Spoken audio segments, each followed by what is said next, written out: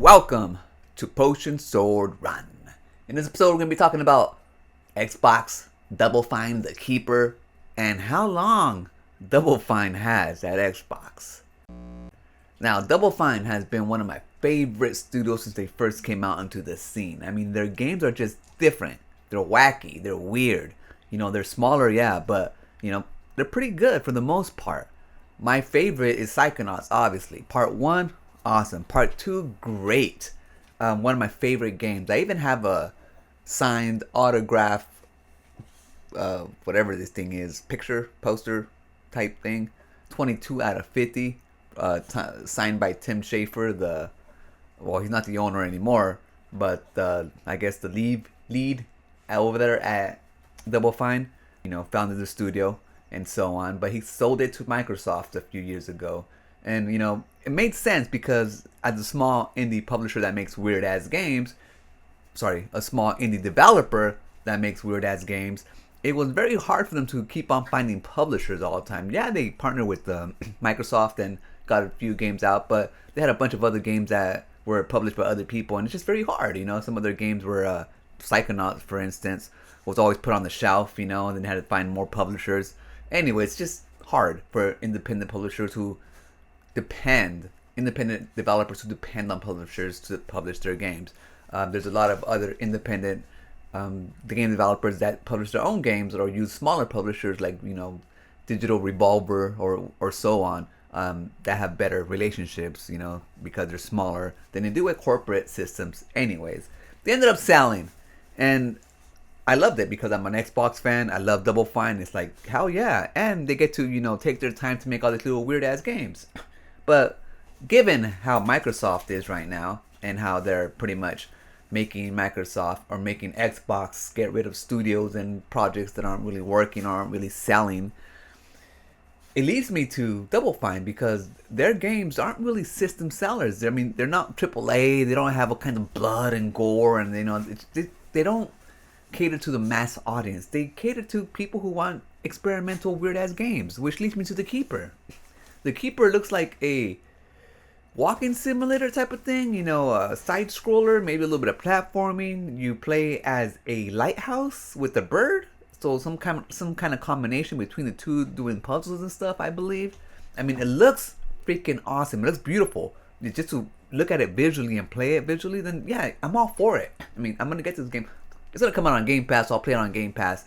Maybe I'll buy something from the store just to support the studio, or something, because I like them. I might just even buy the game. Who knows? Maybe buy it on Switch or something, just so I can have a physical copy as well. But I mean, this game isn't for the mainstream, so I don't expect it to sell gangbusters. And that's kind of like what I like from Double Fine. I don't like that they try to do mainstream stuff. They have a group of people. What they do is to try to, they create small little teams. They have them work on little projects like this, and then they all pitch it to the big team, and then they greenlight it or they don't. And if they don't greenlight it, they have to rework it, or maybe just think of something else. And that's how they do their games, or at least they did before. So that's why we get a bunch of little weird knockoff brand games, like that Halloween game. Was it something Quest? I played them both. I didn't finish them. The first one, it had a major bug like towards the end, and it didn't fix, and so I stopped playing that one. And the second one, I just never finished it. But it's a cool little RPG based in Halloween where you go and trick or treat, and then you have to fight. I think they're like beings from another dimension that are taking over your town, kidnapping your sister and stuff. And then each little costume you have gives you different powers, for your RPG and stuff. So it's just pretty cool. They think outside the box, little cool, little unique games. The fear is coming in that these games aren't going to sell the way they do, and eventually they're going to either shut down Double Fine, cut their size, or do something just to disrupt the way that Double Fine makes games. Once Tim Schafer leaves, if he leaves Double Fine, then pretty much, even though they have other people that have been there a long time, Double Fine will never be the same. Now, it doesn't look, I haven't heard no rumors. Luckily they've looked like they've been spared from the chopping block. Maybe they have a bunch of little cool games that, Microsoft appreciates. I don't know. They didn't like Tango. What was that game with Can't even think of it right now. Hi-Fi Rush, and even that was a freaking darling. So I don't even know anymore. But I hope that if they do part ways with Double Fine or close them or something, they give them the chance to just kind of buy themselves out, or not even just buy themselves out, but just let them go back to being independent.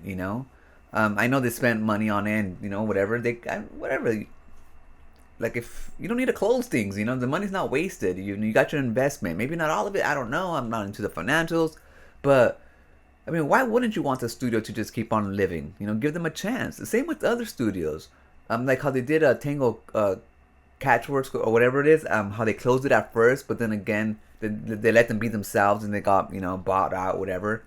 They should be doing the same with all the other studios. Like, don't close them upright. Like, it's a separate initiative, of course, because the initiative was actually funded by Microsoft, and I'm not sure if any of them could keep the company going. But if there was already a company that they bought that was funded by itself to begin with, then just let them go back independent. Maybe do a contract they did with Bungie where they get first dibs on the game if they want. But Bungie and Microsoft had that relationship where Microsoft was owned by them. They didn't want to be making Halo games anymore, so they negotiated a way to just break up amicably, and it worked out. I mean, for Microsoft, it worked out. For Bungie and Sony, shit, that's another story. They should have kept on making Halo games, man, and kind of do little spin-offs and stuff. But no, I mean, Destiny was good. Marathon, hallelujah. Anyways, let me know what you guys think about the Keeper. If it's something that you guys thought was pretty cool, or just like Double Fine's just too damn weird. Let me know if you guys think about like letting these companies just become independent. Let them sink or float. On their own accord.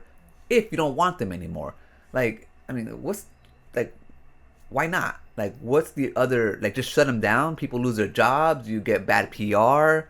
I mean, the game's wasted. I guess if you want to keep the IPs, maybe you can work something out where you keep the IPs you want and let them go be independent and, just make their own new IPs. And then you get first dibs if you want to publish the game or not. Just like that, I think it would make just the whole video game scene just more welcoming, more like a family.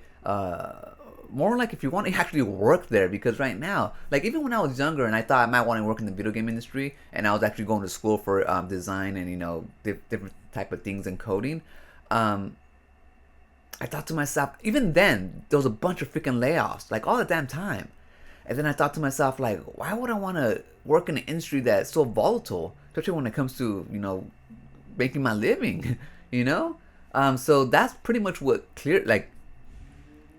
kept me from really diving into just video games in general, because I knew how the industry was. I can tell when I was younger, when I was going to school, and how it was, and it's just not reliable. And now, even when you just look at every corporate job out there, they're not reliable. So I don't know. So I think this little change would be awesome. If you're over here just buying up studios left and right, like Embracer did, and then they had to go belly up and shit, close so many studios. Like, give them a chance to just be independent again. And if they have to close because they can't do it, they can't find publishers, then so be it. At least you don't look like the bad guy. At least you gave them a chance. And at least you gave the games and gamers a chance as well. I think that would be the perfect compromise for all these big companies, AAA publishers buying all these studios and then ending up closing them with nothing to show in return. But that's just me thinking outside of the box. That's just me thinking about Psychonauts Part 3, because if you I'm not sure if you played Part 2, maybe you didn't, but if you finished it, the ending, even though it was a complete ending for Part 2, there was a conversation between Raz and the dad that led me to believe that Part 3 is going to be even more epic, and it's going to be a battle between Raz and his dad somehow. But that's just what I'm thinking based on the ending. And it would be sad if I never get to see that conflict that I saw in the end come to resolution. It's funny how we get invested into all these games and characters and even studios sometimes. And it's sad that it gets so expensive to make these games that they had to sell out to publishers. And then the publishers, have people, executives that don't really care about the games, don't really care about the studios, and then the studios end up suffering, the games end up suffering, and then in the end, the gamers end up suffering. I guess it just shows how passionate we are for these games, and that's nothing to be ashamed of. This is a beautiful, beautiful medium to be a part of. It's a cutting edge of technology, cutting edge of art, and man, just so much, just so much. Anyways, I'm gonna leave it right there. Let me know what you guys think. Remember, always be kind to yourself and enjoy your life. And I'll meet you right there. Peace.